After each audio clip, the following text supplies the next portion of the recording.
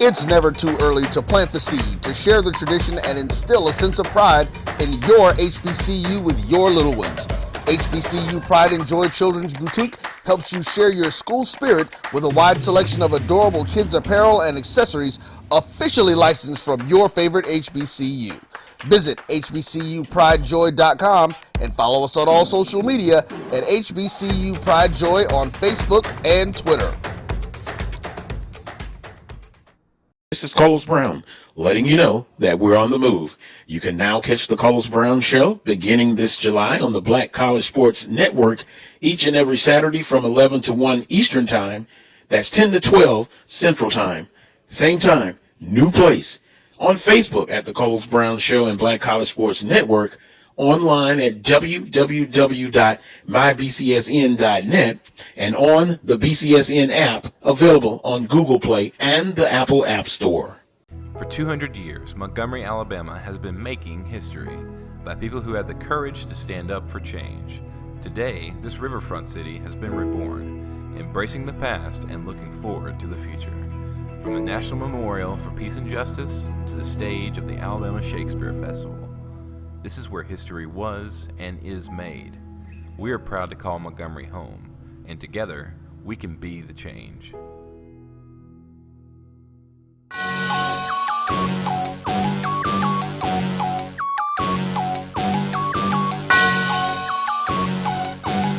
Yeah.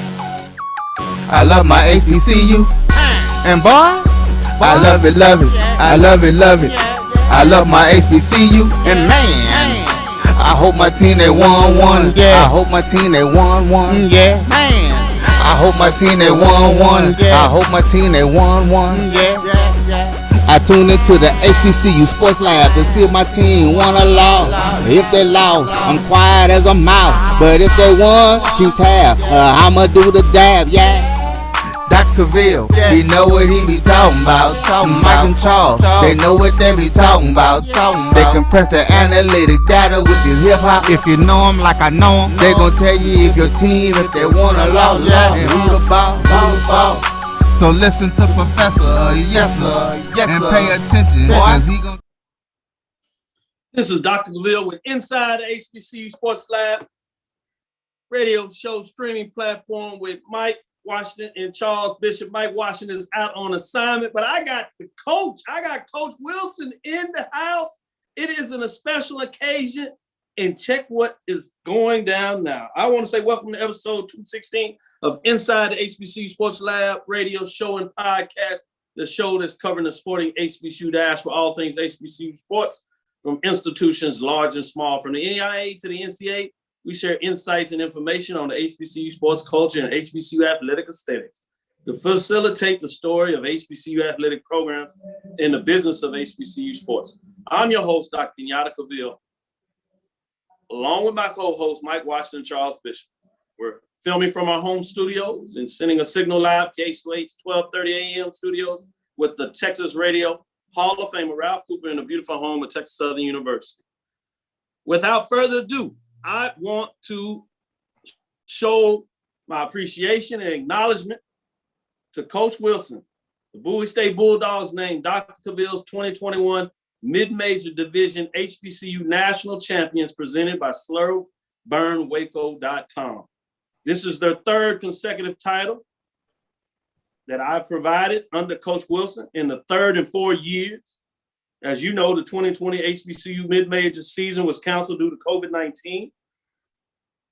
Best record in school history in 12-2 over making it to the NCAA Division II playoffs regional championship. In the modern era, the two divisional HBCU championships since 2002, Bowie State Bulldogs now ranked second, tied with Albany State with 3 titles, just behind Tuskegee and Winston-Salem State with 4 titles. Without further ado, the Bulldogs earned the HBCU mid-major champion with a record of 12-2, 7-0, all 10 first place votes, 100 points. Give it up for Coach Wilson. Congratulations, Coach. I appreciate it, guys. This is big time, man. This is what it's all about. And man, this was a special year. and I had some special coordinators and Coach Sewell and Coach Reed, and they'll call an offensive defensive game plan or put a game plan together to give our guys to be successful. And I'm so thankful and honored just to receive these accolades on behalf of our program. With that, Coach, before I let Charles ask the question, I did want to ask this. As you grinded through the business and come up to the ranks, could you imagine that you would be in this place? I know you think about it, but was it real to you?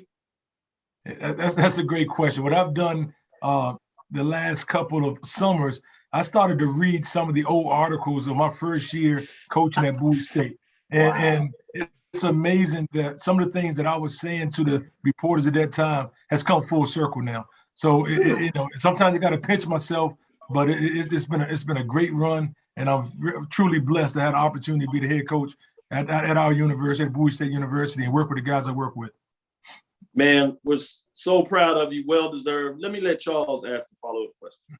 Yeah, congratulations again, Coach Wilson. And, one of the things that I'm always curious about is the elements that go into a national championship. And I'm always curious, was there a practice? Was there a game? But where was that moment this past season where you knew that this team was something special? Well, it's really funny. It happened during the summertime. It happened in August. Our field was being redone, getting new turf laid down. And the dates, we got back behind track a little bit, some bad weather. And so we were catching a bus or buses to go over to a practice facility, which may be about 10 minutes from campus. And when I noticed the guys didn't complain, didn't look for a way out, just got off the bus and worked really hard every day. We were at a team meeting one night in camp, and I said, guys, if we continue to be selfless versus selfish, we're going to have a very good team. And I think those guys brought into it. Those guys showed that no matter what hurdles would come their way, they were prepared to overcome them and just work together. And a lot of guys, it took a lot of guys to do that because we had a very talented team. So some guys, missed some plays or maybe not had the individual stats they may have wanted, but at the end of the day, we got the ultimate team goal. Certainly. Again, this is Coach Wilson, the Bowie State Bulldogs. They were just named Doctorville's 2021 Mid-Major Division HBCU National Champions of the Year, presented by slowburnwaco.com. I'd be remiss if I didn't give you a chance. Any last words that you want to share with your fans, family, coaches, and players at this time? Now, I just want to once again thank you guys for the acknowledgement. And like I said, I really appreciate and enjoy working with the coaches that I have on my staff and my student athletes, really getting it done on and off the football field. And to come back after the COVID year to accomplish what we did is very special to me. And this award really I hold near and dear to my heart. So I appreciate it, guys. No problem. We'll have something come to you, something that all the coaches enjoy, and something that will be able to help you put a little something in the program, not as much that we can, but it'll be something that hopefully it goes a long way, because we certainly know this is well-deserved. Thank you. This is Dr. Bill inside the HBCU Sports Lab. We'll be right back after this quick break. Just wanted to highlight it and give you Coach Wilson as he accepts the honor of being 2021 Mid-Major Division HBCU National Champions, presented by slowburnwaco.com. Who would have thought it? Sugar Chateau Desserts is a specialty bakery located in the Charlotte, North Carolina metro area. We will create delicious and one-of-a-kind treats for any occasion. Sugar Chateau is currently shipping cakes in a jar, offering a variety of different flavors in a single-serve container that can help you celebrate in accordance with social distancing. Place your orders today by calling 803-526-7895 or visiting sugarchateaudesserts.com. Are you hungry for authentic Caribbean food? Like jerk chicken, oxtail, red snapper, shrimp, tofu, and rasta pasta? Well, find your way over to Mango's Caribbean Restaurant, 180 Auburn Avenue, right next to Royal Peacock in downtown Atlanta. Them belly full, but we hungry. Mango's Caribbean Restaurant, open daily from 11 a.m. to 10 p.m. And on Friday and Saturday, we're open till 4 a.m. Come to Mango's and put some spice in your life. Mango's Caribbean Restaurant, 180 Auburn Avenue, right next to Royal Peacock In downtown Atlanta. For more info or directions, call 404-698-3992. Or log on to mangoscaribbeanrestaurant.com. For instant coupons, text MANGOS to 313131. Tell your mama hungry, papa hungry, brother hungry. Mango's Caribbean Restaurant. Authentic Caribbean cuisines. Open up the door, tell your mama hungry.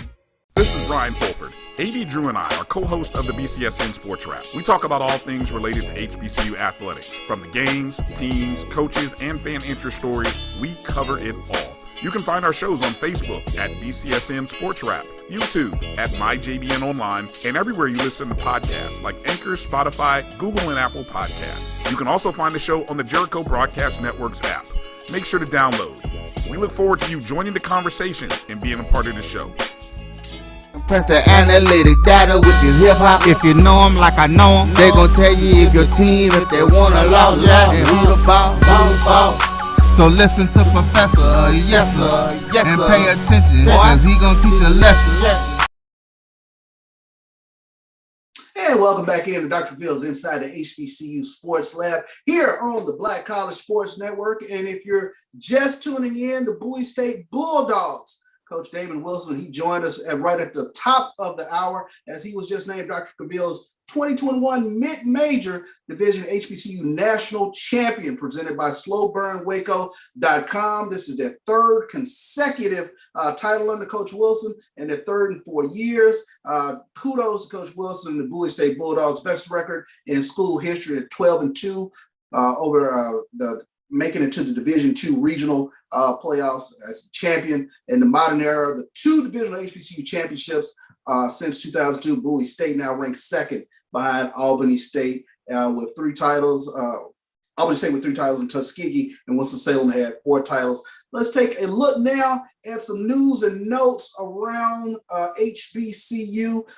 I tell you what, can't say enough about the Texas Southern Tigers last night as they went in and shocked the Florida Gators. That was a huge win for Texas Southern when you take a look at it, a big win. And we're going to get into that a little bit later on in the show, where we'll talk with Coach Johnny Jones, head coach of the Texas Southern Tigers, as they went out and pulled off the shocker that in a lot of ways you saw the crawl on ESPN last night. Huge win for the Texas Southern Tigers program. Huge win for HBCUs. Huge win for the SWAC. Other news around HBCUs, of course, Eric Dooley, former head coach of the Prairie View A&M Panthers, he was named the head coach at Southern less than 48 hours after that tough loss to Jackson State. Coach Dooley decided to take his talents back to Louisiana.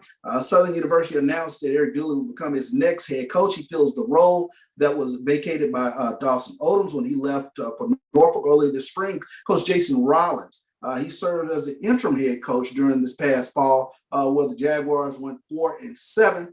This comes after Dooley led Prairie View to a 7-4 regular season record, and he also claimed the SWAC Western Division title for the Prairie View A&M Panthers. Tremendous season for the Prairie View A&M Panthers to get to the SWAC Championship Western Division representatives. When you take a look at Coach Dooley's resume, New Orleans natives, he has strong ties, of course, to the state of Louisiana and to Southern. He played his college ball at Grambling, interestingly enough, under legendary coach Eddie Robinson in the 1980s. But he has 2 degrees from the Southern University system, including a master's degree from the flagship campus. He spent 13 seasons in Baton Rouge as an assistant for another SWAC coaching legend, none other than the great Pete Richardson. From there, Coach Dooley, he went to Arkansas Pine Bluff as offensive coordinator and quarterbacks coach, helping lead UAPB to a SWAC title in 2012. I remember that well because that SWAC title was over my Jackson State Tigers. He then took the job as offensive coordinator at Grambling, where he coached multiple SWAC Offensive Players of the Year in Jonathan Williams and Devontae Kincaid, as Grambling won back-to-back SWAC titles in 2016 and 2017. Of course, under Coach Dooley's guidance, in 2015, Grambling ranked 4th in the nation in scoring 41.3 points per game, 65 touchdowns, and they averaged 470 yards per game. Now, Dooley, he will look to rebuild this Southern program that will look to contend with a resurgent Prairie View team that was 7-4 and just played in the SWAC championship, as well as a former SWAC champion, All-Foreign State, and of course their rival in Grambling. So kudos to Coach Eric Dooley in terms of getting this job over there to lead this Southern program back into prominence in the Southwestern Athletic Conference. So those are some of the news and notes that were, of course, around HBCUs this past week. And of course, I have to mention Jackson State. They punched their ticket this past weekend in the SWAC championship to the Celebration Bowl for the first time in school history. As we welcome Doc back in, I tell you what, tickets are going fast for the Celebration Bowl. Man, why you trying to be modest? They said it was sold out. What you talking about? Y'all can play around if you want to. They had to open up some additional seats. I mean, you got a SWAC championship game that sells 50 plus. Now all of a sudden the Celebration is hot ticket. We're gonna sneak in an interview with somebody that's part of the big picture of why this all done. So we'll surprise you with that a little bit.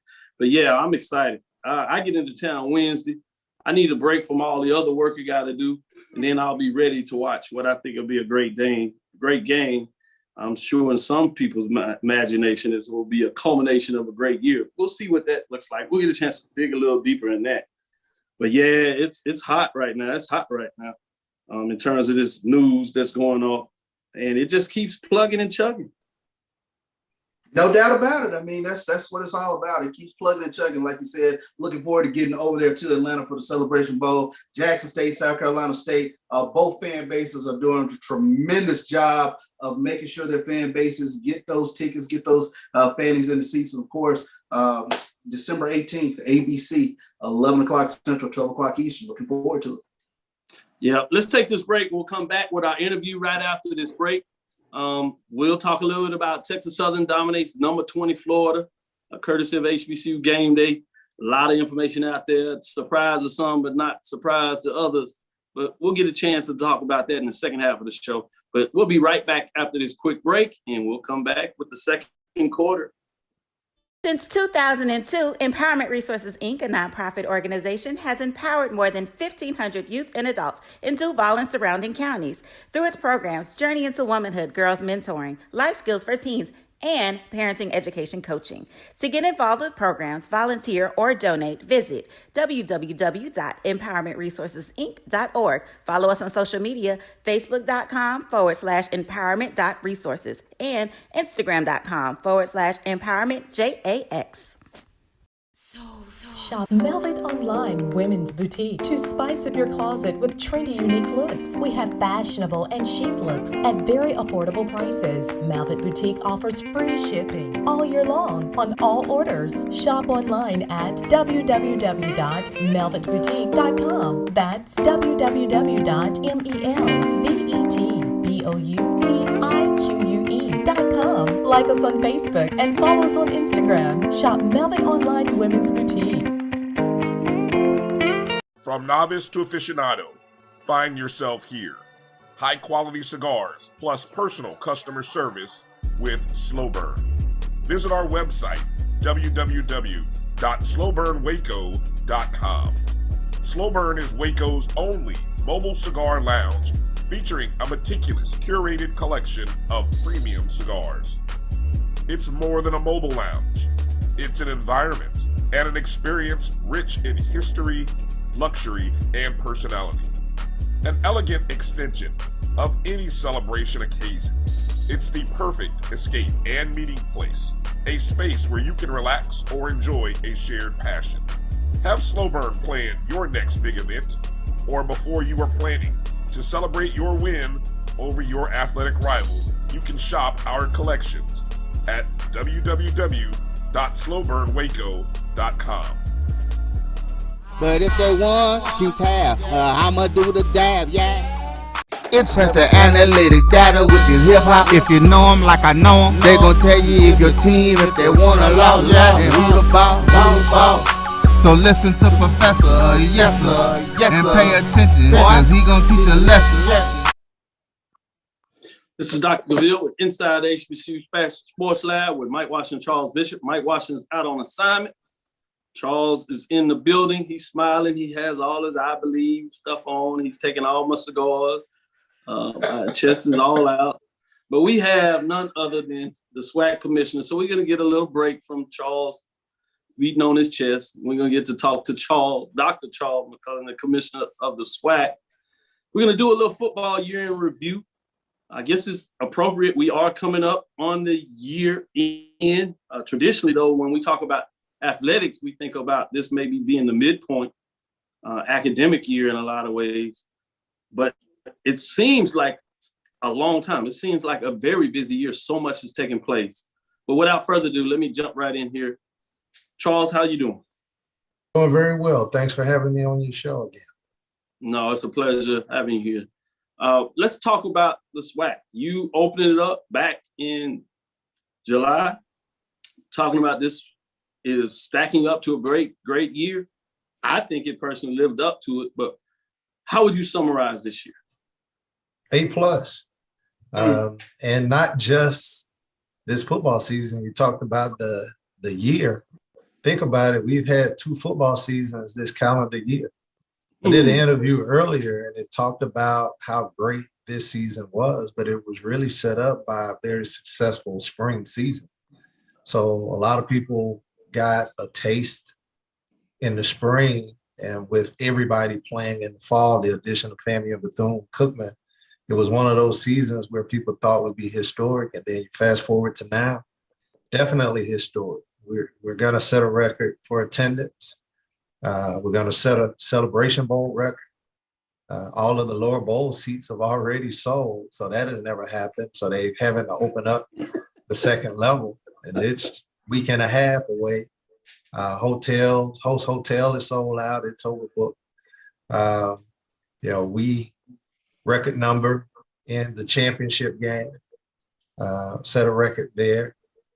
Extended television, extended sponsorship. So, hats off to the coaches, hats off to the administrators, the presidents and chancellors, believing in the vision, following the vision, establishing the vision. SWAC's pretty hot right now. I'm pleased, Dr. Kenyatta. It's rolling pretty good right now. You should, and you're not a person that like jumps out there in a lot of ways. You're very modest for whatever reason.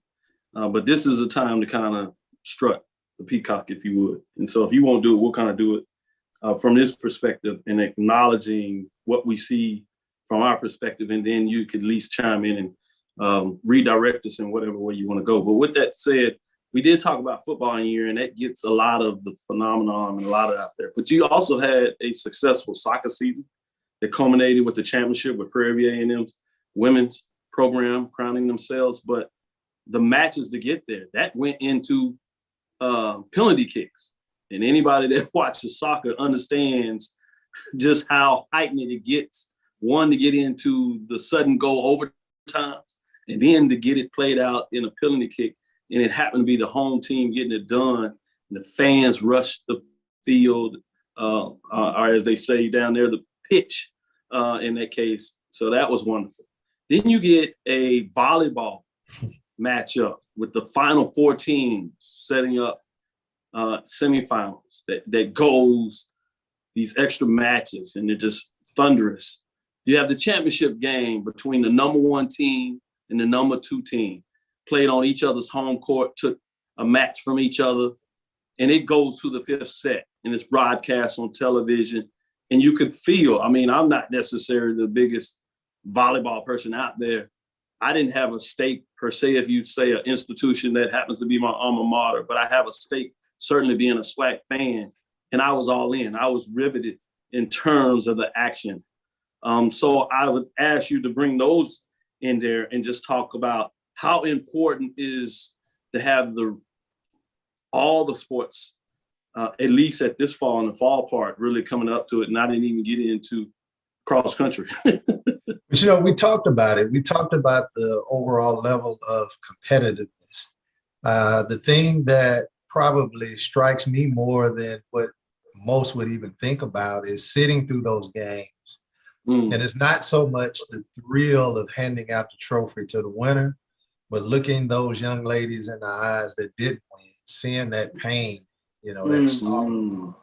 As an athletics director, I would always rather get beat by 40 than lose and, penalty kicks or, the fifth set by 2 or, a last second shot. But it just goes to the overall level of competitiveness. And I don't want to diminish volleyball and soccer, but just think about football. Think about what Mississippi Valley State did this year.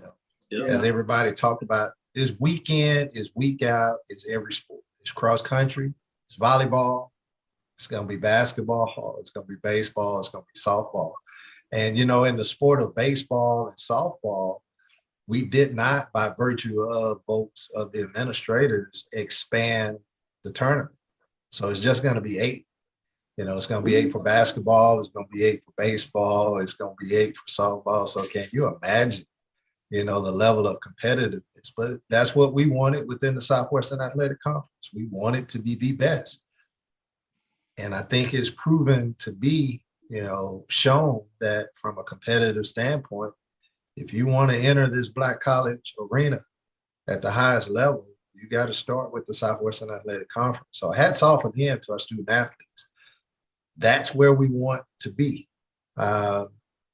You looked at Lincoln Riley with Oklahoma. He decided to go to the Pac-12. You can say what you want to say. He went to the Pac-12 because he was going to the SEC.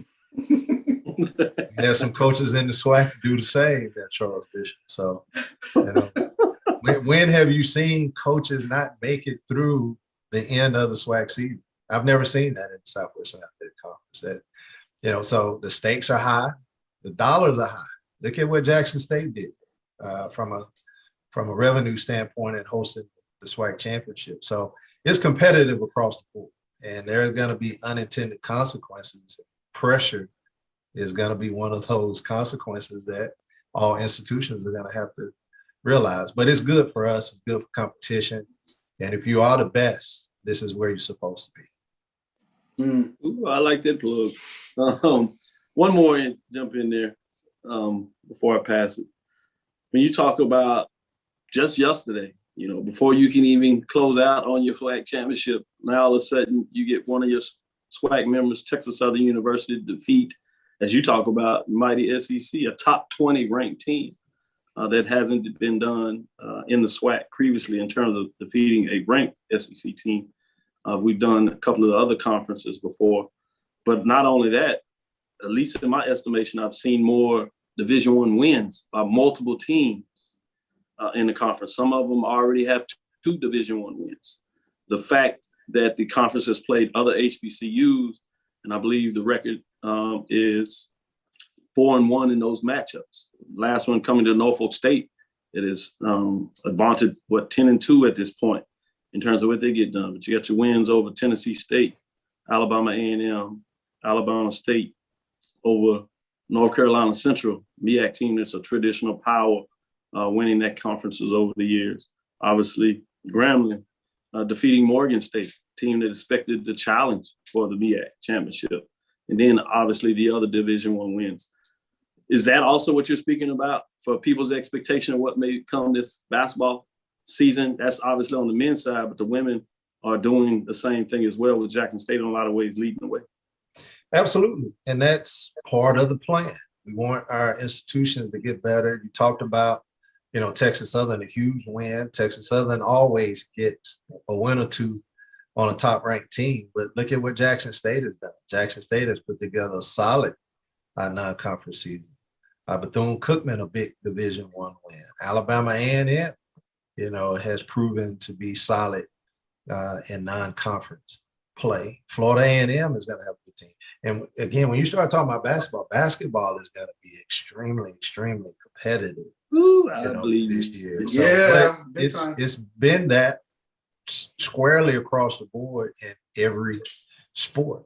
And that's what we talked about. The overall level has increased. And again, not to continue to go back to football, but Florida A&M got an at-large bid because they deserved it. And they deserved it because of the schedule that they played and the games that they won. But I think it clearly states that the Southwestern Athletic Conference has gained respect, and it's continuing to earn additional levels of respect. Why would the Pac-12 come to the Southwestern Athletic Conference and say, we want all 12 institutions to come? Because of that level of respect. Was it, if it was 10, 15 years ago, a loss to a SWAC school probably would be something that they could not overcome. It doesn't hurt you as much now, based upon the matrix, based upon who you play. Florida lost to Texas Southern. They probably drop in the rankings, but they're not going to drop that far because of the overall level of competitiveness of Texas Southern and what SWAC brings. And when you bring that type of legitimacy to the table, you get at-large bids in football. You get better seeds in basketball. You get better seeds in baseball and softball. And that's what we're striving for, and that's where we're going. Great point. Charles, Bishop, let me let you jump in here and ask a follow-up question. Yeah, Dr. McCullough and I had a very interesting, candid conversation with a couple of administrators from within the conference, and they marveled at how far this conference has come since you took over. Have you had an opportunity to just really step back and just kind of take a look at the growth of this conference from the time you've taken over, and to kind of take a look at the SWAC championship, the football atmosphere? Dr. Bill touched on the other championships as well, but just to really kind of take it all in and take in the breadth of it all. I have, Charles, and it's a part of the plan. It's expected, it's required, but it's not me. We could not do any of this if we did not have all 12 of our institutions on the same page. And I can honestly say all 12 are on the same page. If we had one or two that was pulling against the grain, we would not be able to do what we've done. And, you know, when you start looking at decisions that are made within the Southwestern Athletic Conference, we made an effort for it to be a cohesive decision, not a Charles McClellan decision or not a staff decision. But we include the ADs and SWAs. We include the presidents. So when you talk about a vision, it's a unified vision. And when everybody has an opportunity to buy into it, have input in it, and have the ability to mold it, then you yield the type of results that we are yielding. So yes, I've had an opportunity to look at it. It's a part of the plan. But we still have so far to go. I know Dr. Cabell always talks about, not, boasting. My mother told me when I was athletics director at Texas Southern that she was fearful of me being athletic director because she thought that, the people and the success and quite frankly, the lack of success would negatively impact me. And my promise to her was that I would never get too high, I'd never get too low, I just work hard. So the credit truly goes to those individuals that are implementing the vision and the strategy. So it's not just the SWAC, it's not just me, it's everybody that's involved, including you guys, right? It's a holistic effort to move this conference forward. I've seen a lot of bootleggers on the internet. I've seen a lot of people streaming our games illegally. I've seen a lot of people pop up that have these talk shows with a lot of followers. There was few of you that was with us from day one. People are on us now. We understand it. But I think that's the biggest thing that I have garnered, surprise from. How many people now are on the SWAC train? And, there's a lot of experts out there right now, but very few of you they can go to get legitimate, true, accurate information. So, but that's good too. That tells you that you're hot. When we wake up on Monday mornings and we get calls from fans about officiating, that's a good thing. Not necessarily because of the complaints about officiating, right. But before we didn't get them because the interest wasn't necessarily there. So all of those things are extremely positive signs that we're moving forward. They're anticipated, they're expected, and we're going to continue to grow and we're going to continue to get better. Charles, Bishop, you have another follow-up question you want to ask? Well, the one follow-up question, and I think you touched on it earlier. This was such a unique turnaround with regards to football. We played a spring season and we went into the fall. Were there any unanticipated challenges or obstacles that the conference as a whole had to overcome as we move toward media day and toward this fall season? Yes, too many to name, Charles. But again, I go back to the administrators on the campus ensuring that their student athletes receive their COVID shots. Ensuring that the COVID plan that we instituted was followed, because quite frankly, this fall, a lot of it fell upon the shoulders of the member institutions. I guess all of it always falls on the shoulders of the institution, but we didn't require them to send in the forms. We didn't double check to make sure, and they did everything according to the guidelines. The fans, my goodness, we knew that they were going to be excited, having been cramped up, in the house for the spring and last fall. Man, did they come out in droves. You look at sellouts at FAMU's homecoming. You look at sellouts at Jackson State. Who sells out a 60,000 seat stadium in the SWAC? Well, Jackson State does. You look at the sellout at Alabama A&M. We had sellouts across the board. We're going to smash the attendance records this year. So, wow, it's just a good time. I go back to when we talked about 3 years ago, maybe 2 years ago. Everybody asked the question about, are you going to try to bring in new members? Are you going to try to bring in new members? And I said, no. But what we're trying to prepare ourselves for is when that time comes, we're proactive, not reactive. And you fast forward, who would have thought that the Southwestern Athletic Conference would be one of the stronger standing conferences in all of these reorganizations of these conferences, right? And again, it was a cohesive effort from all of our institutions. And I'm just lucky to be the leader right now. I don't know if it's because I had this magical plan or the plan where I got a chance to watch the movie King Richard with Serena and Venus. I wrote a plan, but I'm not quite sure if it was like King Richard. And I don't know if I was good enough to stick with the plan like King Richard. But it's always good to have a plan, but it's always good to have some blessings. We've definitely been blessed. This is Dr. Bill inside HBCU Sports Lab. We're here interviewing Dr. Charles McCullen on a football year in review that included some of the fall sports as well. Stick with us. We'll be right back after this break. Ask a couple of follow-up questions, and we'll let the commissioner get on his way. Stick with us. We'll be right back after this break. It's never too early to plant the seed, to share the tradition, and instill a sense of pride in your HBCU with your little ones. HBCU Pride and Joy Children's Boutique helps you share your school spirit with a wide selection of adorable kids apparel and accessories officially licensed from your favorite HBCU. Visit hbcupridejoy.com and follow us on all social media at HBCU Pride Joy on Facebook and Twitter. This is Carlos Brown, letting you know that we're on the move. You can now catch the Carlos Brown Show beginning this July on the Black College Sports Network each and every Saturday from 11 to 1 Eastern Time. That's 10 to 12 Central Time. Same time, new place. On Facebook at the Carlos Brown Show and Black College Sports Network. Online at www.mybcsn.net and on the BCSN app, available on Google Play and the Apple App Store. Compress the analytic data with your hip hop. If you know them like I know them, they gon' tell you if your team, if they wanna law, and who the ball.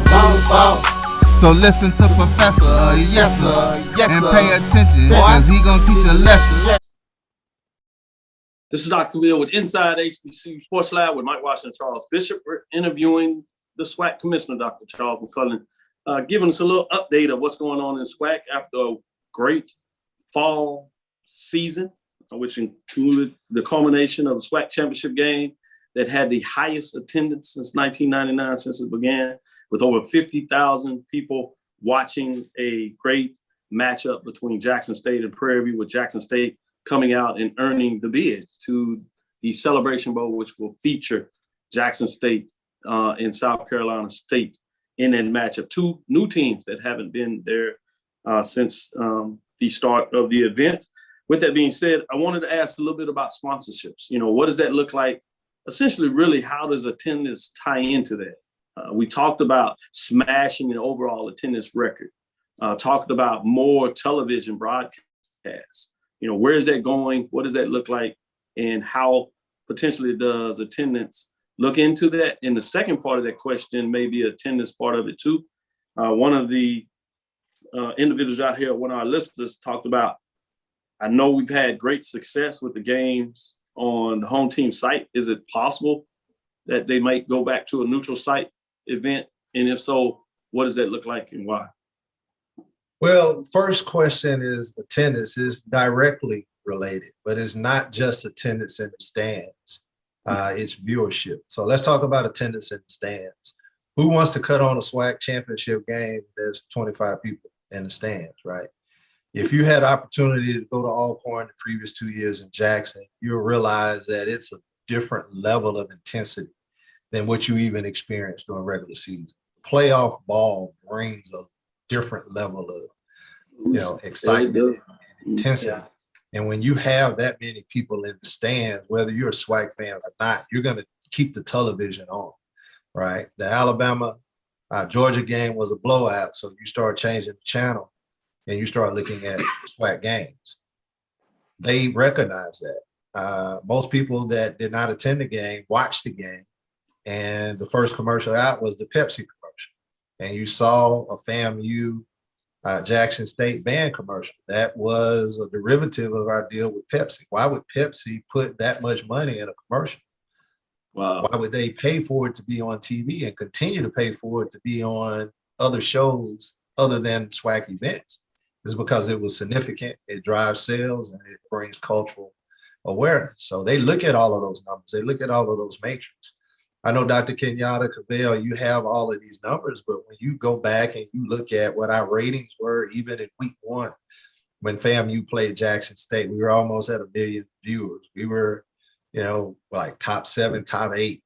Grambling State, Tennessee State, again, they had almost 1 million viewers, and you go on and on. So when you're getting these types of numbers, that's what sponsors are looking for. And we've had a very good year when it comes to people being interested in entities and corporations being interested in the Southwestern Athletic Conference. I'm going to give you an indication of when I keep using that word hot. When you're watching ESPN Plus and you see a local commercial, you know we're hot. So we had several of those where they can sell in the local market. I'm sitting at home in Birmingham and I see a commercial from Birmingham that knows nothing about the SWAC. That means a lot of people are watching our events, a lot of people. So people talk about linear versus digital. I'm not a linear expert, but I would bet, I can almost assure you, in the next 10 or 15 years, linear is going to be the predominant way that we're going to watch television. Cable is going to be gone. When you watch sports, when you watch your favorite shows, it's going to be on these streaming and digital networks, and you're starting to see sports go that way. The numbers are excessive, and the viewerships are just as good. And the consumers are pushing us towards that era. But we still want linear because there are a massive amount of numbers, and linear isn't going away, so we have to have a good mixture of both. Our sponsors have seen it, they recognize it, and that is the reason why we have major corporate sponsors. We don't have to announce how much our deals are, Charles. But when people see General Motors, they know General Motors just don't sponsor anybody, right? Mm-hmm. When they see Pepsi Cola, they know Pepsi Cola just doesn't sponsor anybody. When they see Cricket Wireless, they know that these are major corporations that are backing the Southwestern Athletic Conference, and they're doing it for a reason. And it's not because they're touchy-feely. They're doing it because we have a great product, and they are able to market to consumers that they're trying to get to, and that's educated African Americans and minorities, Caucasians, and the like. All are part of our viewership and all are part of our membership. To answer the question about whether or not we would move it from campus to a central location, we just finished up our Council of Presidents and Chancellors meeting today, and that topic was broached. And I can tell you overwhelmingly, everybody likes it on campus. So there are no discussions about moving it to a third-party site. Again, it goes back to the energy, but it also goes back to the economic driver, not only for the institution, but for the city. A lot has been made about the $30 million that Jackson State Games have brought to the city of Jackson, $3 million this weekend. That allows Jackson State to go get money from the chamber, from the city, from the county, from sponsors. So there's a lot of indirect revenue that goes to the institutions by having these championship games on campus. And when I say indirect, they're creating these relationships where they get money from the city, get money from the county, get money from the additional sponsors, get money from corporations, get in-kind things. So there's a lot that drives this. And my fear, you didn't ask this question, Charles or the person that put it in the chat, but my fear is now that we're growing into a larger entity with a lot of interest. We're going to have to continue to rethink how we do business. We're not going to be able to do business the same way that we did business yesterday, tomorrow. We're going to have to continue to evolve because the stakes are starting to get very, very high. They're starting to get very, very high. Makes sense. Charles, Bishop, Professor Bishop, one follow-up question and we'll let Charles go. Well, I think you touched on it. What I actually was going to ask about was you touched on the future of television. People are cutting cords, and one of the debates that you always have within these chat rooms or on these swag message boards is, games being on ESPN Plus, being on the digital streaming side. But you touched on why that's important. Advertisers, sponsors see that as well.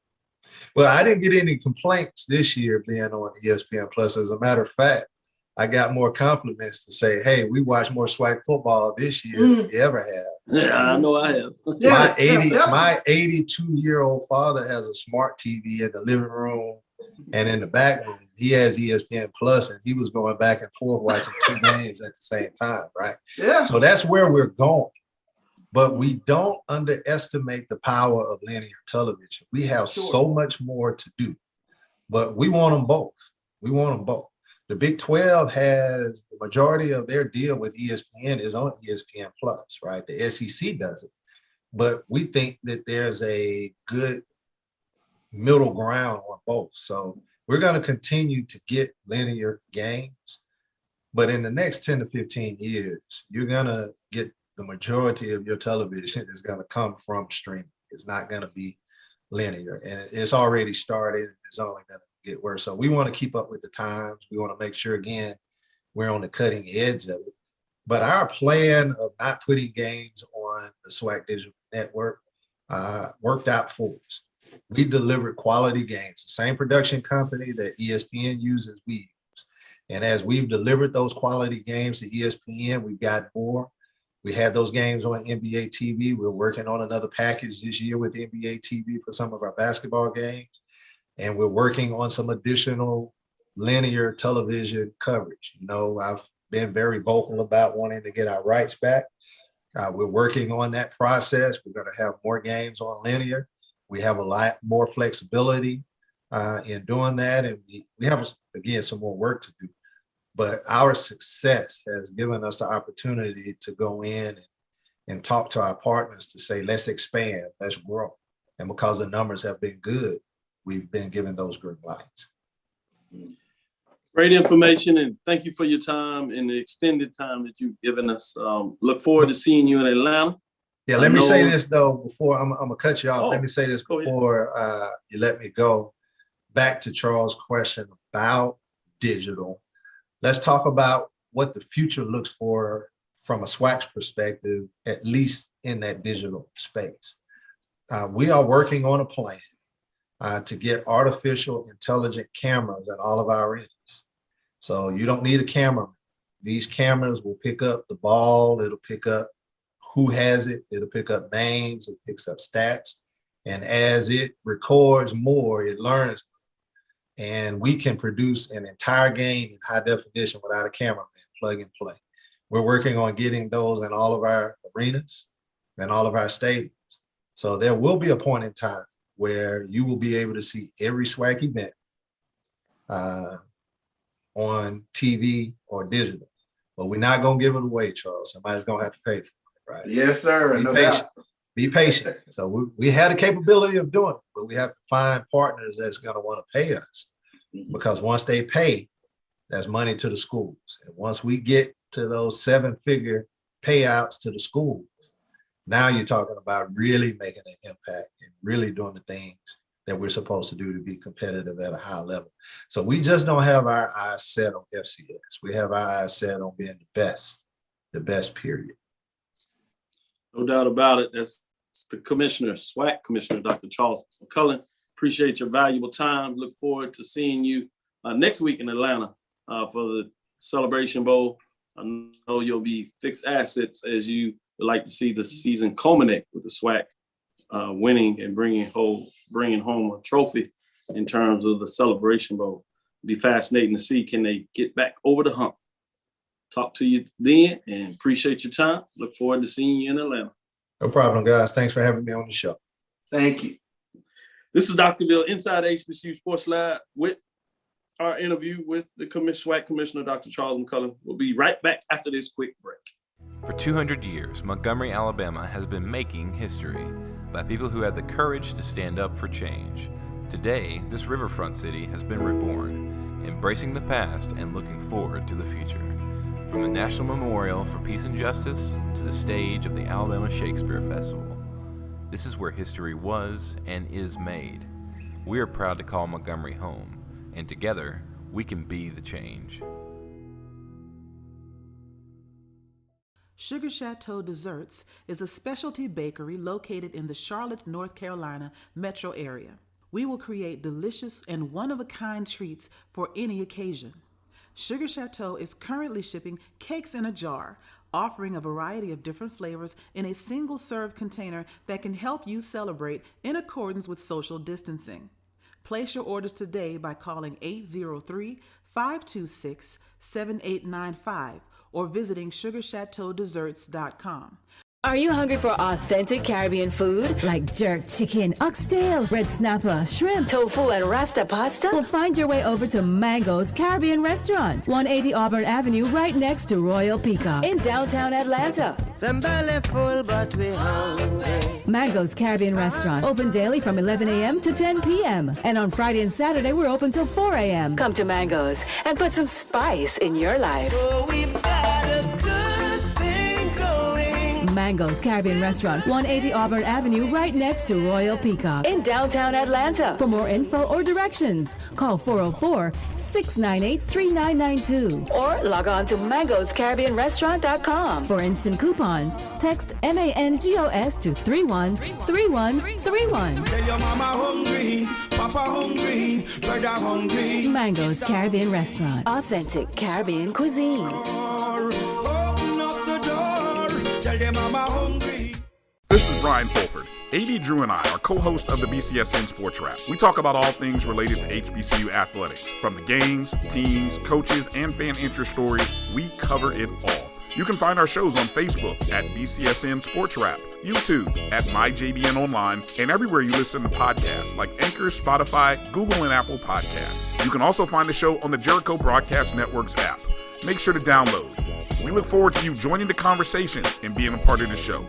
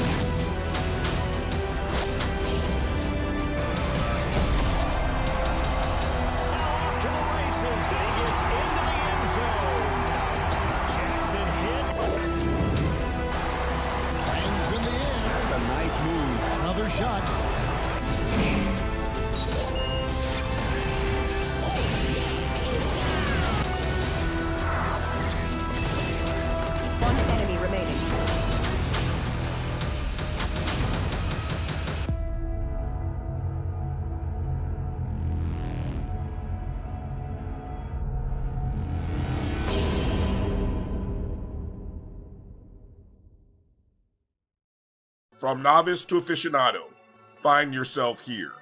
High quality cigars plus personal customer service with Slow Burn. Visit our website, www.slowburnwaco.com. Slow Burn is Waco's only mobile cigar lounge featuring a meticulous, curated collection of premium cigars. It's more than a mobile lounge. It's an environment and an experience rich in history, luxury, and personality. An elegant extension of any celebration occasion. It's the perfect escape and meeting place, a space where you can relax or enjoy a shared passion.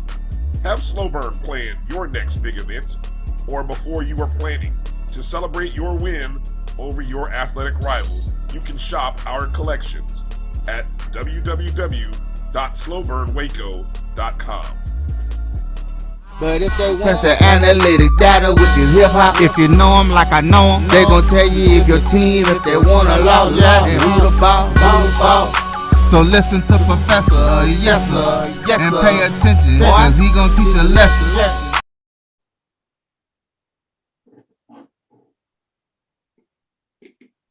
This is Dr. Ville. This is Dr. Ville with Inside HBCU Sports Lab with Mike Washington and Charles Bishop. Mike Washington is out on assignment, but we have none other than Coach Johnny Jones of the Texas Southern Tigers, head men's basketball coach, coming off some great firsts for the university. And this is a Texas Southern program that has quite a bit of history. So when you do first around here, you're doing some great things. Went furthest HBCU program has done in the modern era since the 70 Division I in the CIT, tying Hampton going to the semifinals in that. Then going to the tournament last year, NCAA, winning first round game, and then coming back this year and finding another way to raise the bar, getting a win over a top 20 team over the University of Florida Gators. How are you doing, Coach? I'm doing great. Really a long day today, but one that we're really excited about, because sometime when you travel and after setback, it's a little crazy. But after a victory like that and being on the plane and people asking the players, where are you guys from? And they tell them, did you play last night? And they tell them yes. So who did you play? University of Florida. How'd you guys do? And when they say we won, you know, it's a different look on the face. Yeah. You get enjoyment out of that, and then the people are really great and have been great, and our kids have been wonderful. But the travel's been good, and I think our guys have done a tremendous job of growing as a basketball team this early part of the season. Well, when you get in that game, you're playing right with them. Florida does have the lead early, but certainly about the midway, if you would, through basically the first half, Texas Southern took the lead and never looked back and just really increased the lead. Other than some late turnovers, it could have been even more damaging than what the score looked. But if you would, tell us a little bit about when you're coaching and you see your team getting it, the things that you practice and getting it, and especially at such a high level against a ranked team. How do you stay in the moment with your team? Well, I tell you, the good thing about these guys, they're willing to learn, and they've got good basketball IQs, and they understand it, and they've really understand the importance of each game that we're playing against this high caliber competition. Sometimes we're exposed in some of the flaws or whatever that we may have had. They obviously or exploited because of the fact that the way the teams attack. And it's our job to make sure that we go out and do a tremendous job of pointing those things out, and let's get better. If it's transition defense, if it's rebounding, whatever those things are, let's get better at it and make sure the next time that we play, that's not what we're sitting here at practice talking about. We've got to continue to improve upon. So with those things outside of Louisiana Tech game, I thought our guys continued to improve and continue to get better. Last night, I thought through the combination of everything that we've talked about, those guys did a great job of putting it together. Second effort, transition defense, rebounding the basketball, defending with high hands, executing at a high level.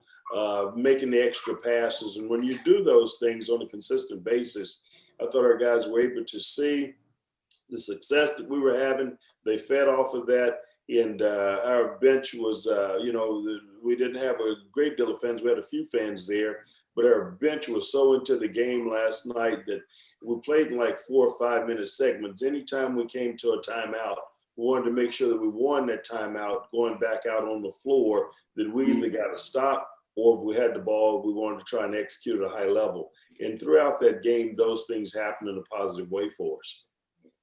I love it. Charles Bishop, please follow up with a question. Yeah, Coach, I wanted to get in a little bit on the statistics part of it, because one of the things that jumped out for me with regards to this game was the points in the paint and the way you guys out-rebounded Florida. Talk a little bit about you guys, especially on the inside, and how they were able to get it done versus, what we traditionally see are bigger front lines. Well, they have a real big guy inside, 6'11", 7-footer guy's projected to be a pro. Actually put his name in the draft last year.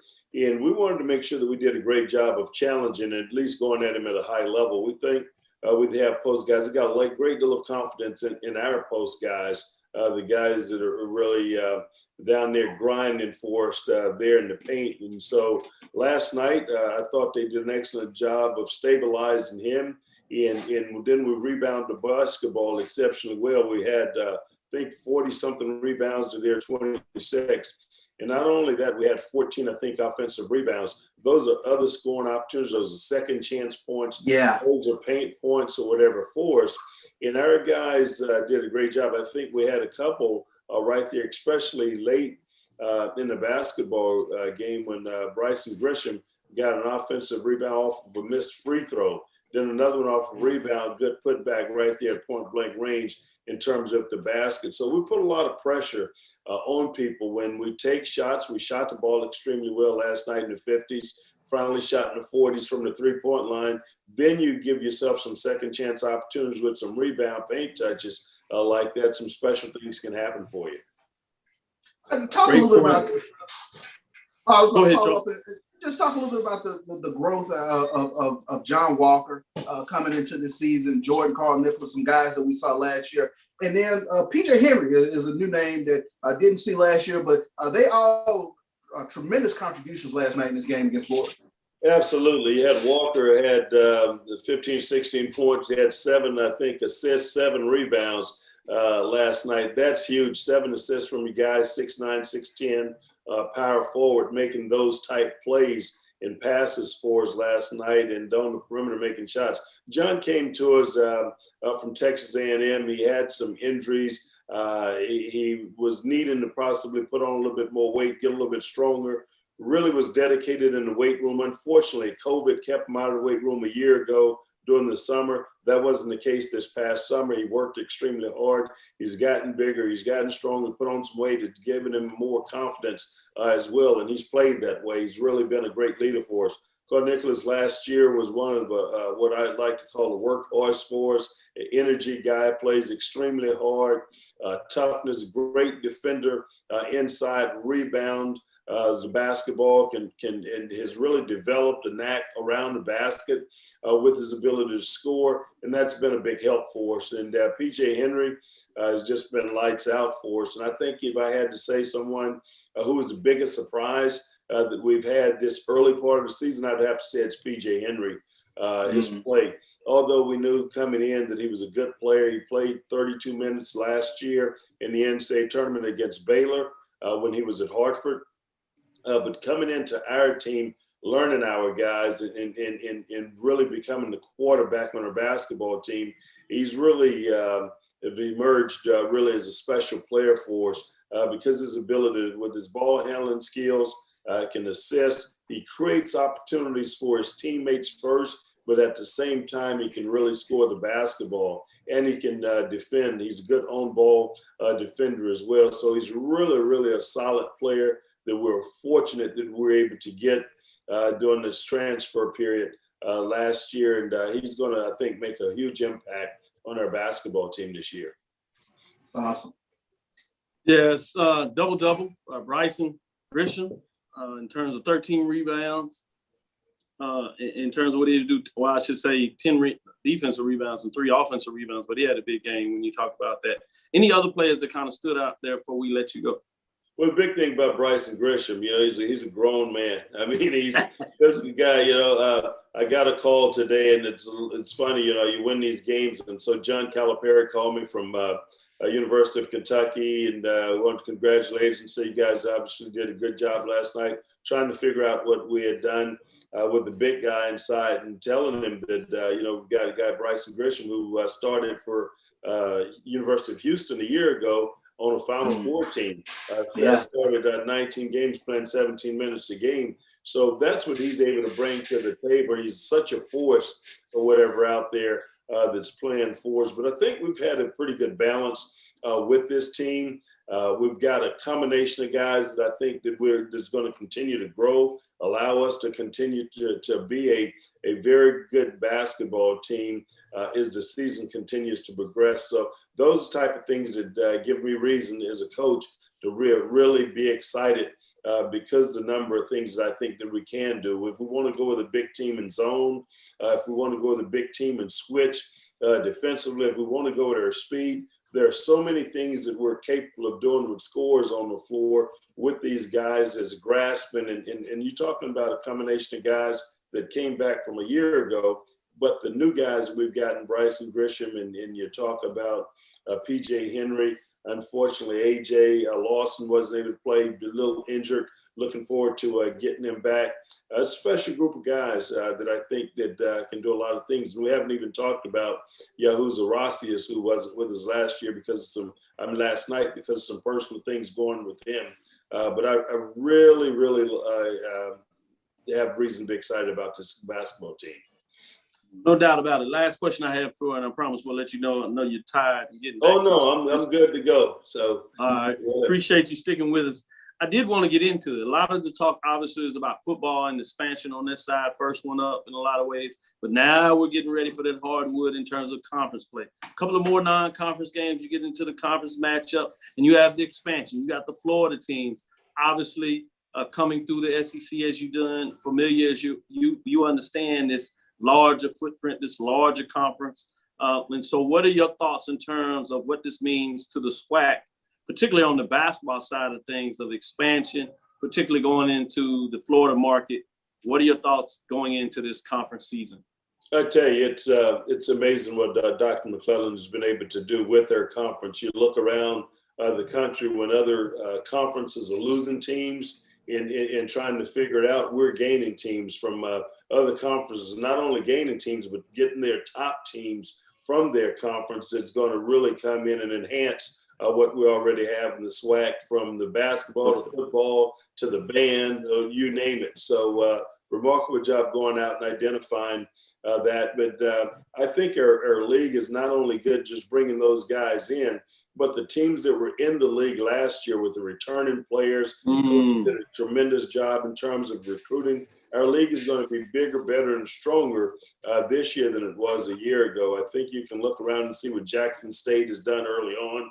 They've beaten really good teams. Illinois State, big win. They went into Louisiana Lafayette and beat the University of Louisiana. Big win. Kentucky's on playing, I think, Southern right now. And Southern has had a good first half against those guys. But you can go down the list with Prairie View, obviously going to be very good again this year. And so we've got an exciting league. And you can go down the line. And I can assure you, Florida A&M is a very solid basketball team that's been very good in their league. And they've got all conference, high first team conference caliber players on that team. So our fans are going to have something to really be excited about when those teams hit the floor this year because of the growth of each one of the teams that's in our league right now. Man, I appreciate you breaking down and sharing that, man. Yeah, you got me excited. Closing out football, getting to this basketball, it just gets better. Last thing is, I'll turn the floor over to you. Anything we didn't ask you, anything you want to share with your fans, with the SWAC in general, HBCU sports, and the overall program, anything you want to share that we didn't ask you? We're just to get our fans ready for January 8th when we get home. We've been on the road. We'll be on the road 13 straight games. And when we come home, we certainly need that support behind us and that fan base and people there in the seats ready to cheer the Tigers on. And it's going to be a great conference run. It's going to be a great battle. There are no nights that you're going to have an opportunity to be able to take off. There are no easy nights in this conference race. And so we're hoping that we get our fan base behind us, and that's what we're really excited about. Oh, we'll be there. We promise you that. We'll be in the HPE arena. We're going to check you out. We know the Tigers are going to be hot. They're going to give it everything, and you're going to get exciting brand of basketball. So if you're in the greater Houston, whether you're coming through or you live here, I promise you, you need to get over there to H&P Arena to see what Coach Johnny Jones has going on with the basketball program. He always has a good, but now you see he's loaded for bear. He plans to bring some 05. So if you have the time, get it done. Get over there. Coach, I did want to say too, going down. I did want to say today real quick too, Coach Sampson called. He said, obviously, because of our proximity and the relationship he's got and we have, and at the same time with Bryce and Grisham been over here, they were about to play last night. And he said he was watching the end of our game. He said he was 5 minutes late getting in to talk to his team to get them their pregame. So he said, they kept calling, Coach, you got to come in. He said, no, man. He said, I got to finish watching these Tigers finish this thing off. So that's exciting. Oh, I love it. That's pretty cool. Yeah, that really was a big time. Yeah. So. Yeah, I appreciate you sharing those nuggets. With that, we won't hold you up. We appreciate it. That's Dr. Ville inside the HBCU Sports Lab. Mike Washington, Charles Bishop interviewing the head men's basketball coach, Texas Southern Tigers, Coach Johnny Jones, getting it done with the big win over, yes, you heard it, the Florida Gators, 20th ranked Florida Gators, 69-54, but there's more to come. So get into this conference play. He let you know it's going to be an exciting season. A lot of programs have gotten better, but so have the Tigers. Look out. With that being said, that'll do it for us today on the show. Just want to say thank you for joining us on Dr. Ville's Inside the HBCU Sports Lab with Mike Washington and Charles Bishop. Thank you for listening. Make sure you join our podcast and streaming platforms. I am Dr. Kenyatta Cavill, the Dean of HBCU Sports, coming from inside the lab in the College of HBCU Sports with Mike Washington and Charles Bishop. Again, we want to thank you for listening to Dr. Ville's Inside the HBCU Sports Lab with Mike Washington and Charles Bishop every Tuesday and Thursday, 6 o'clock. We look forward to the next week as we discuss the latest news in the lab. Follow me, Dr. Kenyatta Cavill, on Twitter, Facebook, and Instagram. Inside the HBCU Sports Lab 1 on Twitter, Inside the HBCU Sports Lab on YouTube and Facebook. Make sure you like and subscribe. We're going to tease you with a quiz here, Coach Jones. Don't get mad if you get it wrong, but we bring them all in. You stayed on, so we got you. We're going to tease you. Dream big. Continue to move forward. We will talk with you soon. Charles. Of course. Coach Jones. Yes, sir. Election. Say election. Election. Dismiss. Election.